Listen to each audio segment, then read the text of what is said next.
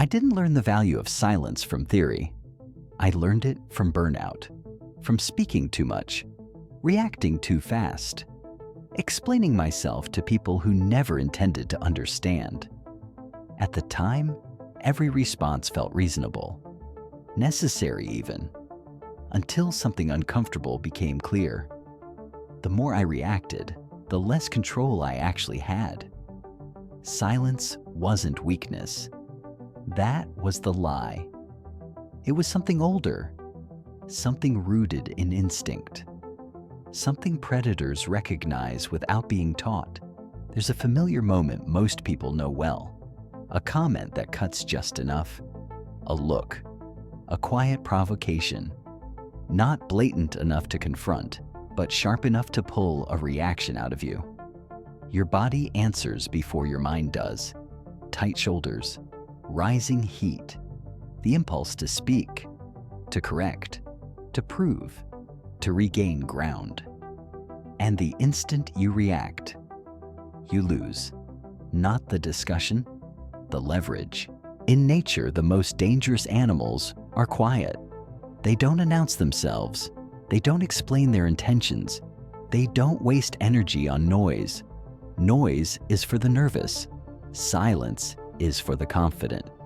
When you react immediately, you reveal something, that you were affected, that you were touched, that your inner state is accessible from the outside, and access is power. Most people don't provoke to communicate. They provoke to test, to see where your buttons are, to see how easily they can move you. Every reaction is data, tone, speed, emotion, words chosen too quickly. Silence denies them that data.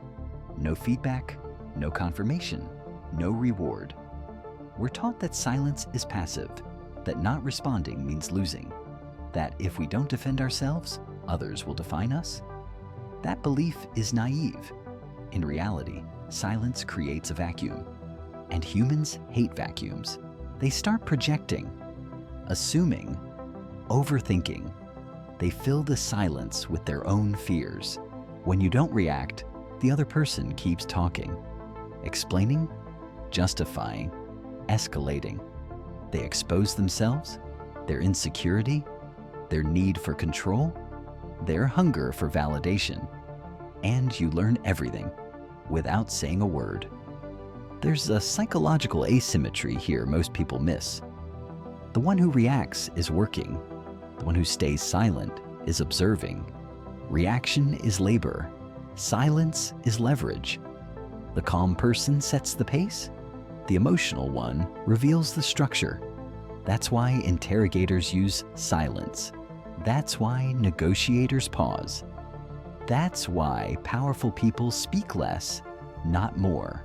Not reacting doesn't mean suppressing emotion. It means delaying expression. You still feel. You still notice. You still register the disrespect. You just don't give it immediate access to your behavior. That delay changes everything. Most conflicts don't escalate because of what was said, but because of how quickly it was answered. Speed is emotional. Slowness is intentional. When you pause, you force the other person to sit with their own energy. And many people can't tolerate that. They crumble under their own noise.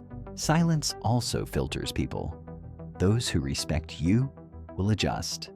They'll slow down, clarify, reconsider. Those who feed on reaction will push harder, louder, more desperate. And now you know exactly who you're dealing with.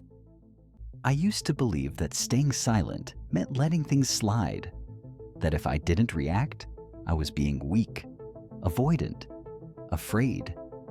The truth was the opposite. I was afraid of silence because it removed my mask. No clever words, no moral high ground, no emotional performance, just presence. Silence forces you to be grounded, to tolerate discomfort, to let misunderstanding exist, temporarily. That's hard. Most people would rather explode than sit still. But power lives in the ability to remain unmoved. When you don't react, you don't chase closure. You don't chase validation. You don't chase control. You let people reveal their intent. And intent is far more valuable than explanation. This is why silence feels threatening to others. They can't read you, can't steer you, can't predict you. You become opaque, and opacity creates respect or fear, sometimes both. Silence isn't absence, it's containment. It says, I'm not ruled by impulse. I choose when to engage.